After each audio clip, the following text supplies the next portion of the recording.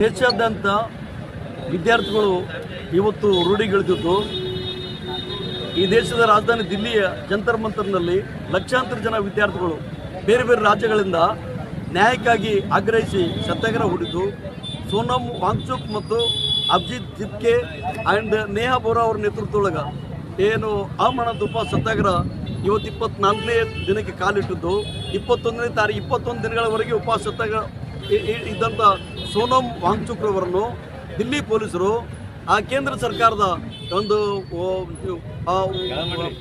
ಹೇಳಿಕೆಯಂತೆ ಆ ಸೋನಮ್ ವಾಂಗ್ಚುಕ್ ಅವರನ್ನು ಅತ್ಯಂತ ಅಮಾನುಷವಾಗಿ ಎತ್ಕೊಂಡು ಹೋಗಿ ಹಾಸ್ಪಿಟಲಲ್ಲಿ ಅಡ್ಮಿಟ್ ಮಾಡೋದು ಇದು ಅತ್ಯಂತ ಖಂಡನೀಯ. ಅದ್ರ ಜೊತೆಗೇ ಇವತ್ತು ನೇಹಾ ಬೋರಾ ಅಂತ ಹೇಳಿ ಏನು ರಿಸರ್ಚ್ ಸ್ಕಾಲರ್ ಸ್ಟೂಡೆಂಟು 25 ವರ್ಷದ ವಿದ್ಯಾರ್ಥಿನಿ, ಈಗ ಅವರು 24ನೇ ದಿನಕ್ಕೆ ಇವತ್ತು ಅಮರಣತುಪ್ಪ ಸತ್ಯಾಗ್ರಹ ಹೂಡ್ತಾ ಸತ್ಯಾಗ್ರಹದಲ್ಲಿ ಭಾಗವಹಿಸಿದ್ದು. ಮೊನ್ನೆ ಅಭಿಜಿತ್ ದಿಬ್ಗೆ ಸೋನಮ್ ವಾಂಗ್ಚುಕ್ ಅವರ ಏನು ಹಾಸ್ಪಿಟಲ್ಗೆ ಅಡ್ಮಿಟ್ ಮಾಡಿದ ತಕ್ಷಣ ಅಭಿಜಿತ್ ದಿಬ್ಗೆ Congress Janata party founder president ಅವ್ರೇನಪ್ಪ ಅಂದ್ರೆ ಅಮರಣತುಪ್ಪ ಸತ್ಯಾಗ್ರಹ ಕುಂತದ್ದು. ಅವ್ರ ಜೊತೆಗೆ ಸುಮಾರು ಇನ್ನೂ 20-30 ಜನ ವಿದ್ಯಾರ್ಥಿಗಳು ಅತ್ಯಂತ ಗಂಭೀರವಾದ ಸ್ಥಿತಿಯೊಳಗಲ್ಲಿ ಜಂತರ್ ಮಂತರ್ನಲ್ಲಿ ಉಪವಾಸ ಸತ್ಯಾಗ್ರಹ ಕುಂತದ್ದು. ಈ ಉಪವಾಸ ಸತ್ಯಾಗ್ರಹಗಳ ಬೇಡಿಕೆಗಳು ಏನಿದ್ದದ, ನೀಟ್ ಎಕ್ಸಾಮ್ ಏನು ಹಗರಣ ಆಗ್ಲತ್ತವ, ಪೇಪರ್ ಲೀಕ್ ಹಗರಣಗಳು ಏನು ಆಗ್ಲತ್ತವ, ಆ ಪೇಪರ್ ಲೀಕ್ ಹಗರಣ ಆಗ್ಲಾರ್ದಂಗೆ ವ್ಯವಸ್ಥೆ ಮಾಡಬೇಕು. ಏನು ನೀಟ್ ಎಕ್ಸಾಮ್ ಏನು ಕಂಡಕ್ಟ್ ಮಾಡುವಂಥ ಸಂಸ್ಥೆ ಅದಲ್ಲ, ಆ ಸಂಸ್ಥೆ ಏನಪ್ಪ ಅಂದ್ರೆ ಕ್ಯಾನ್ಸಲ್ ಮಾಡಿಸ್ಬೇಕು. ಆ್ಯಂಡ್ ಈ ಶಿಕ್ಷಣ ವ್ಯವಸ್ಥೆ ಒಳಗೆ ಏನು ದಂಧಾಕೋರಿ ನಡೆದದ, ಭ್ರಷ್ಟಾಚಾರ ನಡೆದದ, ಅದರದ್ದು ಏನು ಎಜುಕೇಷನ್ ಮಿನಿಸ್ಟರ್ ಧರ್ಮೇಂದ್ರ ಪ್ರಧಾನ್ ಅತ್ಯಂತ ಅಸಮರ್ಥ ಏನು ಎಜುಕೇಷನ್ ಮಿನಿಸ್ಟರ್ ಇದ್ದದ, ಧರ್ಮೇಂದ್ರ ಪ್ರಧಾನ್ ರಾಜೀನಾಮೆ ಕೊಡಬೇಕು, ಬೇರೆ ಒಬ್ಬ ಸಮರ್ಥ ಶಿಕ್ಷಣ ಮಂತ್ರಿ ನೇಮಕ ಮಾಡಬೇಕು. ಅದ್ರ ಜೊತೆಗೇ ಏನು ಈ ನೀಟ್ ಹಗರಣದ ನಂತರ, ನೀಟ್ ಎಕ್ಸಾಮ್ ಲೀಕ್ ಆದ ನಂತರ ಈ ದೇಶದೊಳಗೆ ಸುಮಾರು 20ಕ್ಕಿಂತ ಹೆಚ್ಚು ಜನ ವಿದ್ಯಾರ್ಥಿಗಳು ಸುಸೈಡ್ ಮಾಡ್ಕೊಂಡದ್ದು. ಆ ಸುಸೈಡ್ ಮಾಡ್ಕೊಂಡಂಥ ಕುಟುಂಬಗಳಿಗೆ ಪ್ರತಿಯೊಂದು ಕುಟುಂಬಕ್ಕೆ ಸರ್ಕಾರ, ಕೇಂದ್ರ ಸರ್ಕಾರ 1 ಕೋಟಿ ರೂಪಾಯಿ ಪರಿಹಾರಧನ ಕೊಡ್ಬೇಕಂತೇಳಿ ಬೇಡಿಕೆ ಇಟ್ಕೊಂಡು ಹೋರಾಟ ಮಾಡ್ಕೊತದಕ್ಕೆ ಇದ್ರೊಳಗೆ ಯಾವ ಎಣ್ಣೆ ನರೇಂದ್ರ ಮೋದಿ ಅವ್ರಿಗೆ ಇದ್ರೊಳಗೆ ಯಾವ ಎಣ್ಣೆ ಹರಿಸಲ್ಕತ್ತದ? ಈ ಬೇಡಿಕೆಗಳು ಸರ್ಕಾರ ಈಡೇರಿಸುವಂತ ಬೇಡಿಕೆಗಳಿರ್ತದ. ಇಷ್ಟೊಂದು ಕಾಮನ್ ಸೆನ್ಸ್ ಮಾಡಿ ಅವರಿಗೆ ಇಷ್ಟೊಂದು ಅಧಿಕಾರದ ಅಮಲ್ ಯಾರು ಕೂತದ ಸರ್ಕಾರದವರು? ಆ ಪೂರ ರಿಸರ್ಚ್ ಸ್ಕಾಲರ್ಸ್ಗಳು, ರಿಸರ್ಚ್ ಸ್ಟೂಡೆಂಟ್ಗಳು, ಇಂಜಿನಿಯರ್ಸ್ಗಳು, ಡಾಕ್ಟರ್ಸ್ಗಳು ಇವತ್ತು ಲಕ್ಷಾಂತರ ಜನ ಇವತ್ತು 20ನೇ ತಾರೀಕು ಜಂತರ್ ಮಂತರ್ನಿಂದ ಅಧಿವೇಶನವರೆಗೆ ಏನಪ್ಪ ಅಂದ್ರೆ ಅಧಿವೇಶನ ಚಲೋ ತನ್ನ ಕಾರ್ಯಕ್ರಮ ಮಾಡೋದ. ಇವತ್ತು ಸಾವಿರಾರು ಜನ ಪೊಲೀಸರಲ್ಲಿ ಅಲ್ಲಿ ದಿಲ್ಲಿ ಒಳಗೆ ಜಂತರ್ ಮಂತರ್ ನಿಂದಿರಿಸಿ ಈ ಹೋರಾಟಗಾರ ಹೋಗಲಾರಂತ ವ್ಯವಸ್ಥೆ ನೀವು ಮಾಡ್ಕೊತೀರಿ. ಅಂದ್ರೆ ನರೇಂದ್ರ ಮೋದಿ ಸರ್ಕಾರ ಪೊಲೀಸರು ಇಟ್ಕೊಂಡಿ, ಪೊಲೀಸರು ಇಟ್ಕೊಂಡಿ ಗುಂಡಾಗಿರಿ ಮಾಡೋದ್ ಕೆಲಸ, ಈ ದೇಶದ ಜನತೆಗೆ ಅನ್ಯಾಯ ಮಾಡೋದ್ ಕೆಲಸ ಈ ನರೇಂದ್ರ ಮೋದಿ ಸರ್ಕಾರ and Amit Shah, home minister Amit Shah ಅವ್ರು ಮಾಡ್ಲಿಕ್ಕತ್ತದ. ಕ್ಲಿಯರ್ ಆಗಿ ಸ್ಪಷ್ಟವಾಗಿ ಕಾಣಿಸ್ಲಿಕ್ಕತ್ತದ. ಮೊದಲೇನು ಮಾಡಿದ್ರು, ರೈತರು ಅನ್ನೋದು ವರ್ಷ ನಿಟ್ಲೆ ಸತ್ತಾಗಿ ಕುಂತಾಗ ರೈತರು ಹತ್ತಿಕೊಂದು ಕೆಲಸ ಮಾಡಿದ್ರಿ. ಪೈಲ್ವಾನ್ರು ಪಂಜಾಬ್ನ ಪೈಲ್ವಾನ್ ಲೇಡಿ ತಮ್ಗೆ ಅನ್ಯಾಯ ಆಗ್ಲಿಕ್ಕತ್ತ ಅನ್ನಂದಾಗ ಪೈಲ್ವಾನ್ ಲೇಡಿಗೇನಪ್ಪ ಅಲ್ಲಿ ಪೂರ ಆ ಜಂತರ್ ಮಂತರ್ ಅತ್ಯಂತ ಅವಮಾನಕರವಾಗಿ ಎತ್ಕೊಂಡು ಹೋಯ್ತು. ಅವು ಇನ್ಸಲ್ಟ್ ಮಾಡ್ಕೊಂಡ್ಬಿಟ್ರಿ.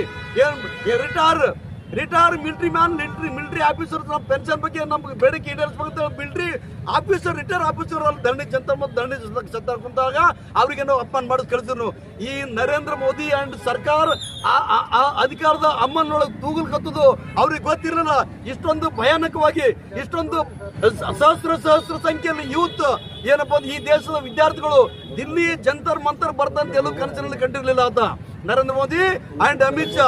ಇವರು ಸ್ಟೂಡೆಂಟ್ಗಳಿಗೆ ಯಾವ ತರ ಭಾವಿಸ್ಕೊಂಡ್ರೆ ಯಾವ್ದು MLAಗಳು MP ಗಳು ಏನು ಆ ತರ ತಿಳ್ಕೊಂಡ್ಬಿಟ್ಟು ED ಹೆಸರು ಹೇಳಿ, IT ಹೆಸರು ಹೇಳಿ, ಇವ್ರಿಗೇನಪ್ಪ CBI ಹೆಸರು ಹೇಳಿ ಹಚ್ಚಿಸ್ಬೋದು ತಿಳ್ಕೊಂಡ್ಬಿಡು. ಈ ದೇಶದ ಯುವ ಜನತೆ, ಈ ದೇಶದ ವಿದ್ಯಾರ್ಥಿ ಬಂಧುಗಳು ಜಾಗೃತರಾಗ್ತಾರೆ ಅಂದ್ರೆ ಈ ನರೇಂದ್ರ ಮೋದಿಗೆ ಒಂದು 5 ನಿಮಿಷ ಪಾರ್ಲಿಮೆಂಟ್ ಹೌಸ್ ಕುದುರಿಸಕ್ಕೆ ಸಾಧ್ಯ ಇಲ್ಲ. ಅದಕ್ಕಾಗಿ ಇವತ್ತು ಜಂತರ್ ಮಂತರ್ನೊಳಗ ಸುಮಾರು ಲಕ್ಷಾಂತರ ಜನ ವಿದ್ಯಾರ್ಥಿನಿಯರು ಅವ್ರ ಪಾಲಕರುಗಳು ಸೇರ್ಕೊಂಡು ಈ ನರೇಂದ್ರ ಮೋದಿ ಸರ್ಕಾರದ ವಿರುದ್ಧ ಈ ಏನು ಹೇಳಿದ ಬೇಡಿಕೆಗಳು ಈಡೇರಿಸ್ಬೇಕಂತೇಳಿ ಈ ಜಂತರ್ ಮಂತರ್ ಪಾರ್ಲಿಮೆಂಟ್ ಹೌಸ್ ಚಲೋ ಅಂತೇಳಿ ಕಾರ್ಯಕ್ರಮ ಮಾಡ್ಲಿಕ್ಕಂಥದ್ದು. ಅದಕ್ಕೆ ಈ ದೇಶದ ಅನೇಕ ಜನ ಪ್ರತಿಷ್ಠಿತ ವ್ಯಕ್ತಿಗಳು, ಈ ದೇಶದ ಎಲ್ಲ ವಿರೋಧ ಪಕ್ಷಗಳ ನಾಯಕರುಗಳು ಬೆಂಬಲ ಹೊತ್ತಿ ಅಲ್ಲಿ ಹೋಗುದು. ಸ್ಪೆಷಲಿ ಅರವಿಂದ್ ಕೇಜ್ರಿವಾಲ್ ಅಲ್ಲಿದ್ದು ಅಂಡ್ ಭೀಮ್ ಆರ್ಮಿಯ ಸಂಸ್ಥಾಪಕ ಚಂದ್ರಶೇಖರ್ ಅಲ್ಲಿ ಹೋಗೋದು, ಕಾಂಗ್ರೆಸ್ನ ಬಹುತೇಕ ಲೀಡರ್ಸ್ ಅಲ್ಲಿ ಹೋಗಿ ಸಪೋರ್ಟ್ ಮಾಡೋದು. ಜನ ಪ್ರತಿಷ್ಠಿತರು ಅಲ್ಲೇನಪ್ಪ ಅಂದ್ರೆ ಹೋಗಿ ಅವ್ರಿಗೆ ಬೆಂಬಲ ವ್ಯಕ್ತಪಡಿಸಿ ನಿನ್ನೆ ಶಬಾನ್ ಆಜ್ಮಿ ನಿನ್ನೆ ಅಲ್ಲಿ ಹೋಗಿದ್ರು. ಶಬಾನ್ ಆಜ್ಮಿ ಕೂಡ ಅವ್ರು ಹೋಗಿ ಮಾತಾಡ್ಕೊಂಡ್ ಬಂದದ್ದು. ಅಖಿಲೇಶ್ ಯಾದವ್ ಅವ್ರ ಮನೆಯವರು ಹೋಗಿ ಬಂದದ್ದು. ಪೂರ ಎಲ್ಲ ಟೀಮ್ ಇವತ್ತು ಜಂತರ್ ಮಂತರ್ ಇದ್ದದು. ಇದಕ್ಕೆ ಇಂಥ ಸಿಚುವೇಶನ್ಗೆ ಕಾರಣ ಈ ನರೇಂದ್ರ ಮೋದಿ ಸರ್ಕಾರ ಅಂಡ್ ಬಿಜೆಪಿ ಸರ್ಕಾರ. ನಾವು ಕೇಳ್ತಾ ಇದೀವಿ, ಸಂಘ ಪರಿವಾರದ ಸಂಘ ವಿದ್ಯಾರ್ಥಿ ಸಂಘಟನೆಗಳು ಎಲ್ಲ ಮನ್ಕೊಂಡಿದ್ರು ಅಂತ ಹೇಳಿ. ಈ ಸಂಘ ಮಹಾರಾಷ್ಟ್ರ, ರಾಜಸ್ಥಾನ್, ಗುಜರಾತ್, ಏನಪ್ಪಾ ಅಂದ್ರೆ ಮಧ್ಯಪ್ರದೇಶ, ಈ 4 ಜಿಲ್ಲೆ ಒಳಗೆ ಮ್ಯಾಕ್ಸಿಮಮ್ ನೀಟ್ ಪೇಪರ್ಗಳು ಲೀಕ್ ಆಗಿ ಹೋಗ್ಲಿಕ್ಕತ್ತದವ. ಈ ಯಾರು ಲೀಕ್ ಮಾಡ್ಕತ್ತಂದ್ರ ಬಿಜೆಪಿ ಲೀಡರ್ಸ್ಗಳು, ಬಿಜೆಪಿ ಎಂಪಿಗಳು, ಬಿಜೆಪಿ ಮಂತ್ರಿಗಳು ಮಾಡ್ಕತ್ತವ. ಅಂಡ್ ನೀಟ್ ಎಕ್ಸಾಮ್ದಾಗ ಮ್ಯಾಕ್ಸಿಮಮ್ ಪಾಸ್ ಆದ್ರು ಯಾರಂದ್ರೆ ಬಿಜೆಪಿ ಒಳಗೆ ಕೆಲಸ ಮಾಡುವಂತ ಲೀಡರ್ಸ್ಗಳು, ಬಿಜೆಪಿಗಳ ಮಂತ್ರಿಗಳ ಮಕ್ಕಳುಗಳೇನಪ್ಪ ಅಂದ್ರೆ ಅಲ್ಲಿ ರಿಸಲ್ಟ್ಗಳು ಬರ್ಲಿಕ್ಕತ್ತದು ನಾವು ನೋಡ್ಕತ್ತಿದೀವಿ. ಈ ಮಕ್ಕಳಿಗೆ, ಗರೀಬ್ ಮಕ್ಕಳಿಗೆ ಮನೆಗಳು ಒತ್ತಿ ಇಟ್ಟು ಹೊಲಗಳು ಮಾರಿ ಬೇರೆ ಬೇರೆ ಸಾಲ ಸೂಲ ಮಕ್ಕಳಿಗೆ ಕೋಚಿಂಗ್ ಕೊಡಿಸಿ ಎಕ್ಸಾಮ್ ಕೊಡಿಸ್ಬೇಕಂದ್ರ ಇವರೇನಪ್ಪ ನರೇಂದ್ರ ಮೋದಿ ಸರ್ಕಾರ, ನರೇಂದ್ರ ಮೋದಿ ಸರ್ಕಾರದ ಕೇಂದ್ರ ಮಂತ್ರಿ, ಧರ್ಮೇಂದ್ರ ಪ್ರಧಾನ್ ಇವರು ಅಸಮರ್ಥತೆಯಿಂದ, ಇವ್ರ ಬೇಜವಾಬ್ದಾರಿಯಿಂದ ಇವತ್ತು ಅನೇಕ ಕರೋಡಾರು ವಿದ್ಯಾರ್ಥಿಗಳ ಭವಿಷ್ಯ ಕತ್ತಲಲ್ಲಿ ಮುಳುಗುತ್ತದ.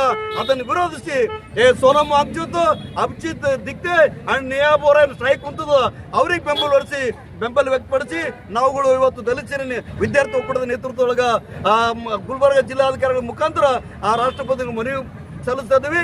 ಇಮಿಡಿಯೇಟ್ ಆಗಿ ಧರ್ಮೇಂದ್ರ ಪ್ರಧಾನ್ಗೆ ಕಿಕ್ಔಟ್ ಮಾಡಬೇಕು ಅಂಡ್ ಎಜುಕೇಶನ್ ಸಿಸ್ಟಮ್ ಸುಧಾರಿಸಬೇಕು. ನೀಟ್ ಎಕ್ಸಾಮ್ ನಡೆಸುವಂತ ಸಂಸ್ಥೆ ಬದಲಿಸಿ ಸರ್ಕಾರ ಲೆವೆಲ್ದಾಗ ಆಗ್ಬೇಕು ಅಂತ ತಿಳ್ಕೊಂಡು ನಾವು ಈ ಮುಖಾಂತರ ಮನವಿ ಸಲ್ಲಿಸ್ತಾ ಇದ್ದೀವಿ.